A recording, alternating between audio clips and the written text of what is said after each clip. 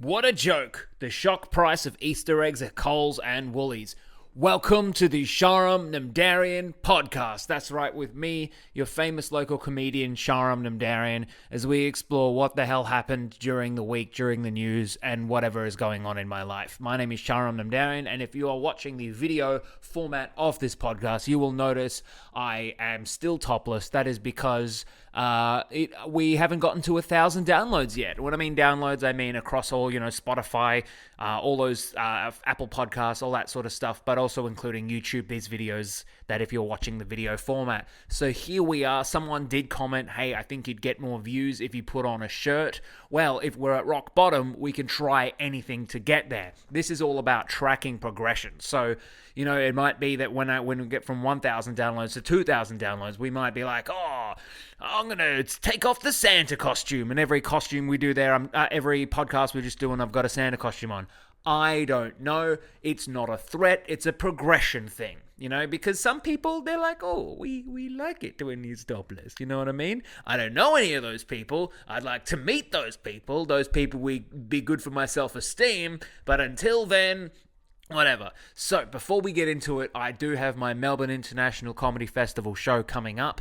It is called From Brunswick with Love. It is basically the most light-hearted existential crisis you'll ever see. It's basically me, 50 minutes at Doubletree at the Hilton on Flinders Street.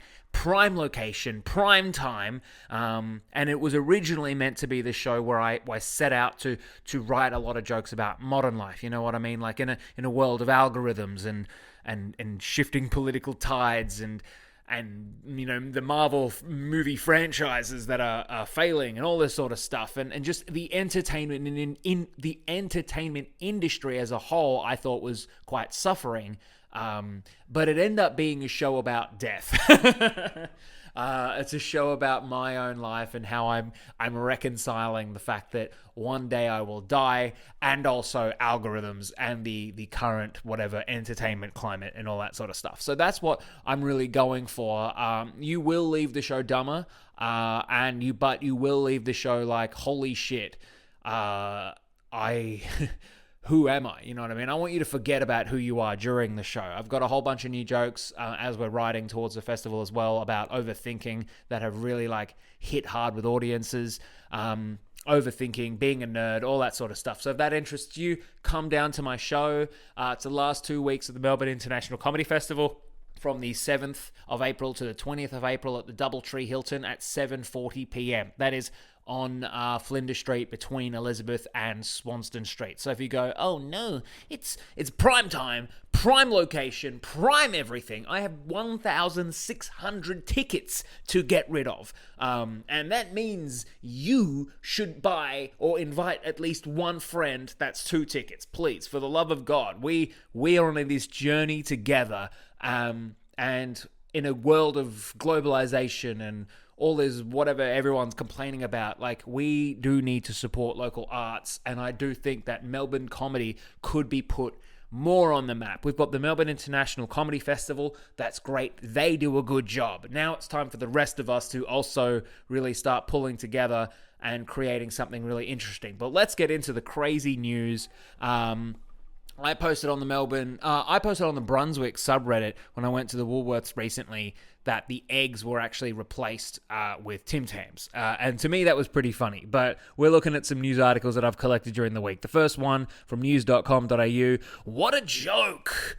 Shock price of Easter eggs at Coles and Woolies. Australians have been seeing it for a few years now, but the rising price of cult supermarket items is showing no price of slowing down. Holy shit, the cult items of Easter eggs. That's right, you heard it from news.com.au. They're calling Easter occults. But the basic premise here is one Lindt bunny costs $18. Holy crap. Now, if you were like me, a Lindt bunny was a depression item.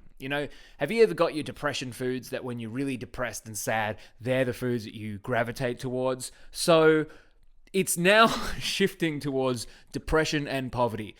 For me, it was the Lindt chocolate, the Easter chocolates. When you're eating Easter chocolates outside of Easter season, that's when they're actually not selling to the Easter fanatics, the cult fanatics that they're calling them. They're actually selling it to the people who are extremely depressed and are eating their feelings. Just like me in 2003.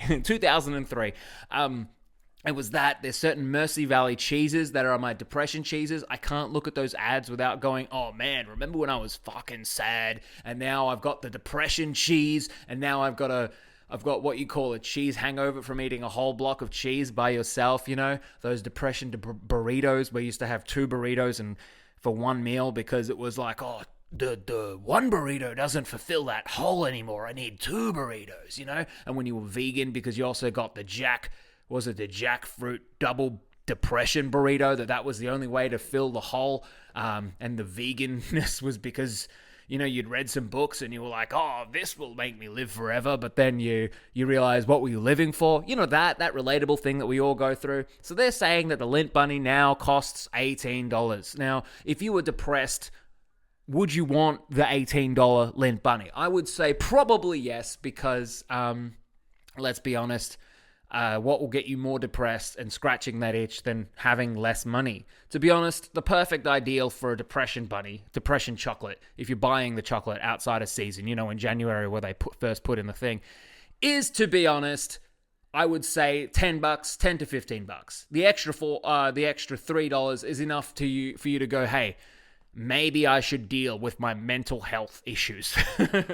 It's like, oh man, being depressed is causing me some financial disturbances. You can't be depressed in this economy, which was literally what my mum used to tell me growing up. And I always found that really funny. Like, she was like, in India, we wouldn't be depressed because if we were depressed, we wouldn't eat. You know what I mean? And we're finally reaching that as a Australian economy, and I'm proud for us. The Cadbury Humpty Dumpty, $9.50 for 350 grams. So at this point, what you're doing is you're paying for the shape of the chocolate, not necessarily the chocolate itself, you know? So when Easter comes, just give each other, I don't know, a block of chocolate and you probably financially be better off. It doesn't have to be egg shaped. What does the egg mean anyway? Because what, bunnies lay eggs and eggs is what Jesus came from? Like, is that what we're trying to say here?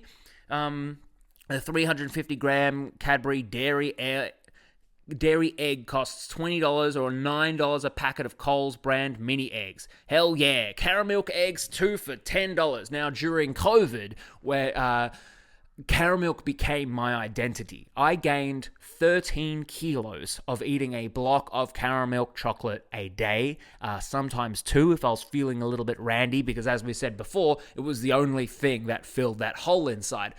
I ate so much caramel that when my birthday came, people made me caramel things, caramel cupcakes. They gave me whole gigantic blocks of caramel because they knew it was the only thing that could make me happy. Now in this economy, when it's $2, 2 for a bag, $10, you know, it's the actual Lint Bunny is $18. It's cheaper to just get over your issues. And to be honest, that is a real positive. You know, I'm all about taking the good and leaving the bad with everything. And sometimes when you're struggling for money, it's really easy to say no to things. And I find that as a blockage, even for me, as I'm trying to earn more money in life, it's learning to say that I can actually say no to things on my own behalf. That actually allows me to be like, oh, but, you know, if I was to earn money, then I couldn't say no, and it's a whole thing, and you know what I mean? Like, I'm a bit of a thinker when it comes to this sort of stuff. The Cadbury chocolate is through the roof at the moment. One said, I love on the news, they go, Cadbury chocolate is through the roof at this moment, and we have been avoiding, said one person. That could be anyone. That could be the person who's writing the article from news.com.au, that they are like, oh, fuck, we need a quote here. We need something to validate what we're saying. Let's just say that one person said this. Hell yeah. That's like any comedy poster where you see them being like, this is the greatest show I've ever seen. Quote from my mum. You know their mum didn't say it. They haven't spoken to their mum in years. Another Reddit user advised, yeah, I won't be buying them at that price. So news is just quoting Reddit because it's the snake eating the snake at this point. Wait until after Easter and buy them heavily discounted. Lol. That is the quote verbatim from this one, another Reddit user advised. I, to be honest, agree with that when they're just trying to get rid of it, because people after Easter no longer care about the shape of the chocolate. They just want to cram it in the hole. So it is really interesting that the shape breeds price. I know there's a production value thing. I know it's a thing, but it's really interesting as a society how we do value shape and aesthetics of a thing. But what do you think? Are you thinking like when it comes to Easter and stuff like that, like, is it too expensive? Do you even care? Are you sort of person like me who's a bit more health conscious than you've ever been? And so when you think about Easter, you go, oh, fuck, I can't do it. When I was a kid, I used to squirrel my chocolate away because I would always hide my shit from people. And I would eat it over a week, Now, if someone gives me a chocolate, I can't say no. I've got to eat it as quickly as I can. And thanks to the power of calorie counting, I eat it as quickly as I can, as determined by my macros. So, is that the world that you live in? I don't know. Please let me know. Otherwise, it's just me sitting topless in a void of all this sort of stuff. And, Coles is selling a packet of Cadbury Dairy Milk eggs, $7 or 2 for $10. You know what? That's a discount. Okay, $7. If you had bought 2, it would be $14. That's like a third of the price off. That's the kind of stuff that shows you how much money they're actually making per thing, that they can actually discount it almost the price of one. They're like, please fucking just get them. We can't stop making them is what they're trying to say. The price is going up, not because of cost of living and shit, is that they obsessively cannot stop producing Cadbury Dairy Milk eggs, that they've got to increase the price to incentivize bulk buying. Because bulk buying is the only way that people can start to sell things as they try and increase the price. It's really interesting. One of my favorite things about companies is watching how a company tries to increase. Either they're increasing the price because of cost of goods. Yep, that's fine. Cost of goods goes up, all that sort of stuff. Inflation. Blah, blah, blah. But what ends up happening is that when they try and discount a product, they cannot do it without some form of fanfare. Like when you discount 2 for $10, you're not saying, oh, look at this fucking discount. You're actually saying 2 for $10. We could sell it cheaper. We could sell this cheaper without losing any, like, we're not going to actually not break even with 2 for $10. They could sell it for $5. But what they're saying is we want you to buy more. That's literally it. If you did not buy this thing, they would drop the price because they fucking need to move Cadbury Dairy Milk eggs. They've got so many eggs, they got to get rid of them. A packet of Cadbury Cream Egg Minis has soared past $5 in some areas. That's right, go to different areas, get your cream eggs cheaper. Ingredients play a crucial role in determining the prices at the checkout, the spokesperson told news.com.au. We know there's a significant global challenges in the supply of cocoa beans, which have impacted the production costs across the industry for many suppliers. Yeah, that's completely fine. But if that's the case, then why is it in some areas cheaper and in other areas not cheaper? That's because the people in the richer areas will not notice it as much as the people in the poorer areas. That's pretty much what it comes down to, is what they're basically saying if you read between the lines. Ultimately, we've seen a commodity price of cocoa beans, essentially chocolate, skyrocket at the last 12 to 18 months. Professor Mortimer says, hello, I am Professor Mortimer. You've been expected to see retail prices lift anywhere between 10 to 20%.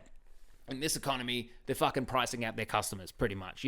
That's how, if you've ever thought you've been over-consuming, just wait 10, 12 months. You cannot over-consume when the prices increase. Then eventually they'll realize this. They'll have to stop doing bulk product buys, and then they'll reduce it. And then what will happen is that we, as a consumer, will have to learn how to say no ourselves and just not be priced out of the product. That's basically what that comes down to. Well, that's a fun little article. Let's move on to the next one. What do you think of this format? Do you like this format? I've been thinking I want to talk about current affairs, sort of inspired by a Tim Dillon podcast. Elon Musk breaks silence over influencer's baby claim. Now, this, to me, is effing hilarious. Elon Musk breaks silence over influencer's baby claim.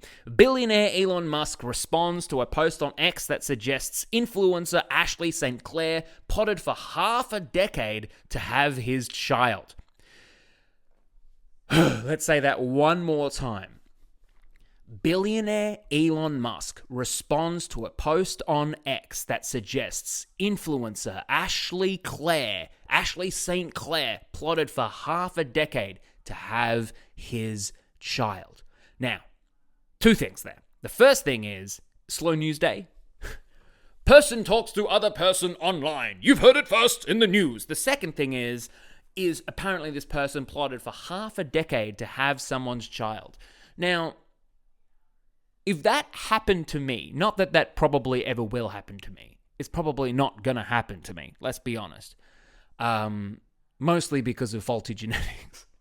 But if that ever happened to me, I would be flattered. No one has planned for me to have any of that forever.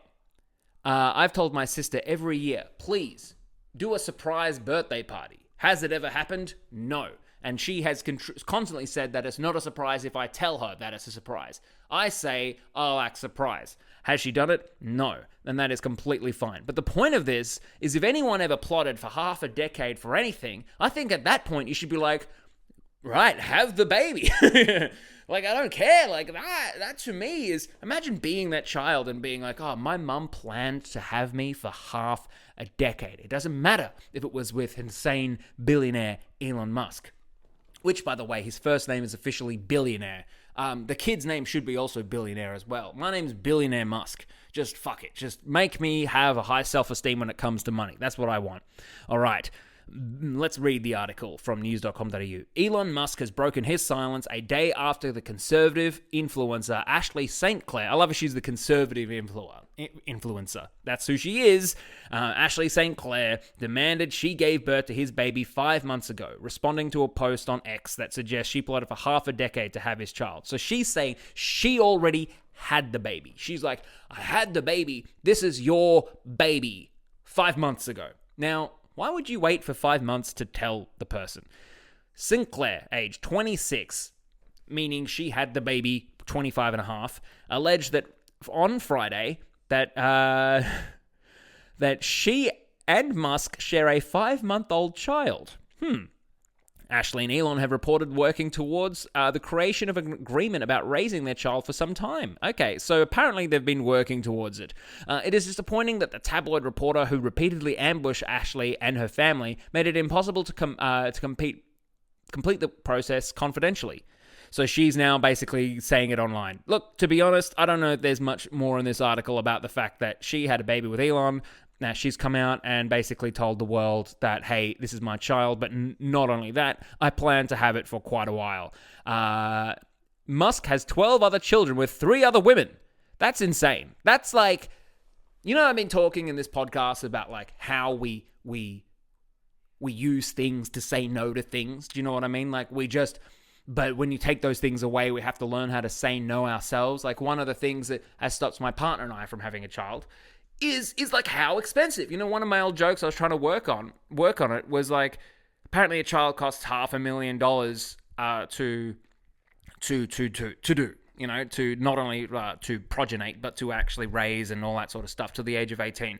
And how do you know if you want a child? Would you like $500,000 or would you like a baby? That's one of those questions. Now, when it comes to billionaire first name Elon Musk, he doesn't necessarily worry about that question because he doesn't care. So he's just shooting the hip indiscriminately. Musk has 12 other children with 3 other women. At this point, now he has 13 children with 4 different women. Now, if you took the billionaire thing away, that's just a fucking insane dude running around just shooting at the hip as wherever he can go, like someone who doesn't know how to say no. But when you put the word billionaire in front of his name, that creates someone who is basically like just unrestrained, I guess is the phrase. Like, it's like when you don't have to worry about the, dare I say, the financial consequences of all these particular things, you do have to learn how to say no. And if the answer is just, fuck it, I'll just throw more money at it, it is really an interesting, like, situation to be in. The Doge honcho, who follows St. Clair on the platform, has posted excessively about other subjects. Okay, that's just saying, oh, did you know that Elon Musk tweets about other stuff? Look, that was a fun and boring article. Elon Musk has another baby. Good work, everybody. What did you think of the article? Did you like it? Did you think that you too could be a baby of Elon Musk? I don't know. And figure out your own question and answer it in the comments. And just to remind you as well, this podcast, if you are listening to it on a podcasting and audio-only platform like Spotify or Apple Podcasts, does have a mailbag situation. Major banks move quickly to pass cut in full. Okay, did you know that in Australia there has been a interest rate cut? Fantastic. Great. It's the first of hopefully many since the post-COVID hike where if you follow the chart it goes whee, where it went up. That is fine. But what I find really interesting is the potential thing. So the National Bank of Australia followed a minute later saying it will reduce its viable home loan rates by 0.25% on February 28th. So basically there was a massive interest rate cut by the Reserve Bank of Australia, and now all the potential banks, the big banks are like, hey, we'll pass some of it on to the people. Now, I'm a bit of a dummy when it comes to finances. I've had to learn a lot recently because of the financial global crisis and how fucking expensive stuff and how fucking expensive participating in the Melbourne Comedy Festival is and how fucking expensive having a Warhammer habit is. So all of that stuff adds up to me sort of being like, oh man, I better learn about money, you know? And what I've learned is that basically when when interest rates rise, everything else sort of rises because that's the borrowing rate in which people own homes. Now, because when people have less money to spend on things, and this affects renters as well, so people who own the homes then pass on those new expenses to the renters.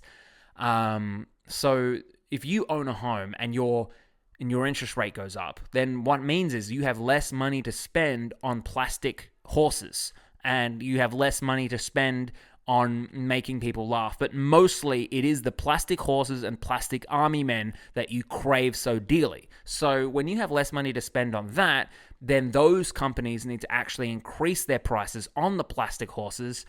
So then it becomes this snake eating the snake situation. Similarly in hospitality. So people have less money to spend in hospitality because their houses cost more, and so therefore people are buying less. Restaurants shut down. Potentially they have to figure out new ways to attract customers, but also their just general expenses go up. Same thing with the people who have the meat. You know, the people who have the meat, the butcher people, and the people who raise that stuff. If their cost of land goes up, then they need to spend more per chicken. Therefore, cost of goods is increasing. Therefore, cost of your food increases. Therefore, people are going out less. Therefore, Woolworths gets more money because people are trying to cook more, and therefore they can raise the price of the goddamn Easter eggs, and it's the snake eating the snake all over again. So what ends up happening, there's two things that happens here. So when the interest rates increase, it is an interesting thing because then, long story short, people who own homes will pay slightly less. And by slightly less, that's so exciting because it's like, say it's $50 less a week. That's one steak. That's one box of plastic horsies. You know what I mean? That's a quality of life difference that you previously didn't have. Now, what I think, though, is that it doesn't really pass on to renters because if you've been increasing prices, eventually what's going to happen is, when was the last time your rent went down?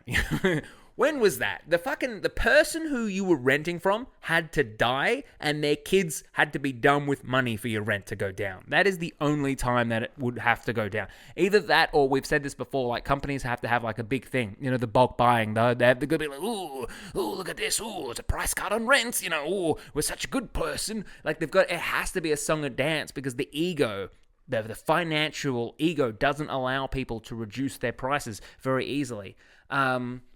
I do think overall that this is a great thing that prices and stuff are decreasing. I just want it to decrease more. So some banks are lowering their saving rates. Westpac, the viable rate on its life product will decrease by 0.25% to 4.75%, while its e-savers will decrease the same amount by February 28th. What does this mean? I don't know. It's all numbers. Numbers.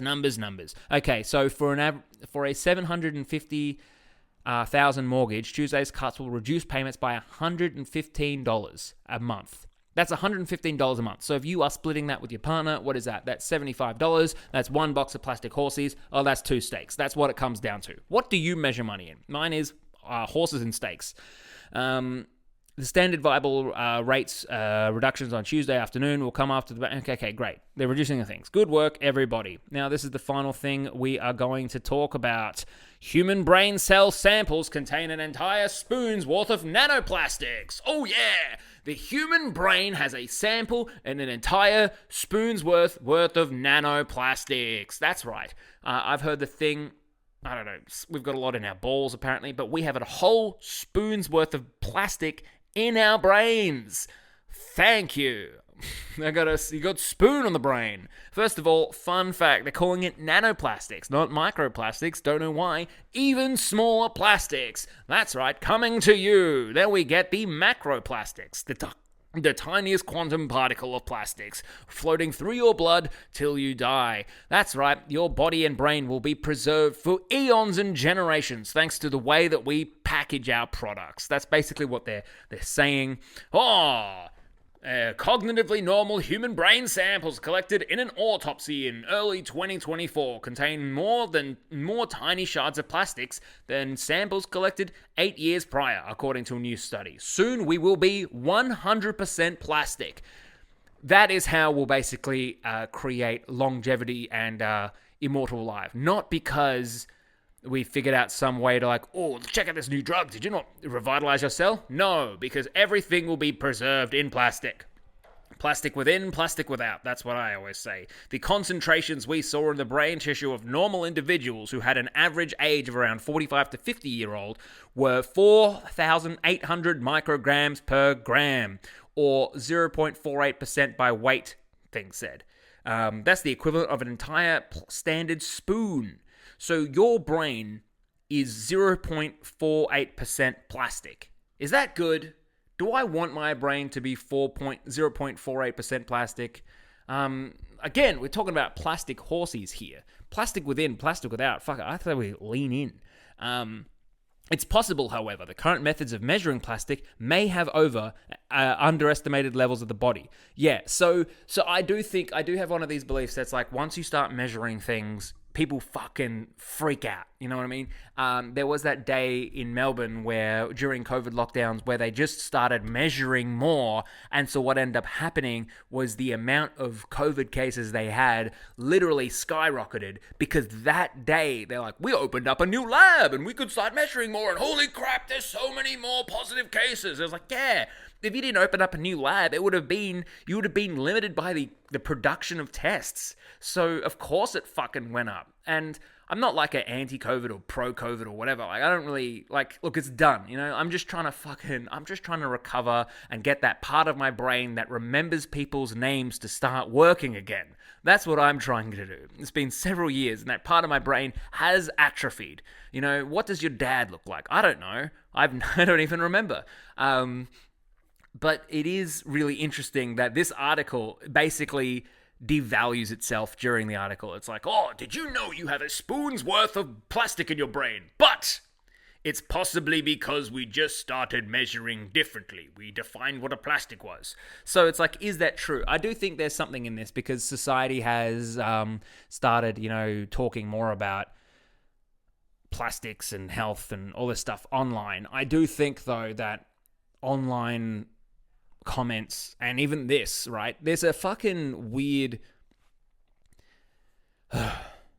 Online, to me, is basically people's worst parts coming together and creating a new entity.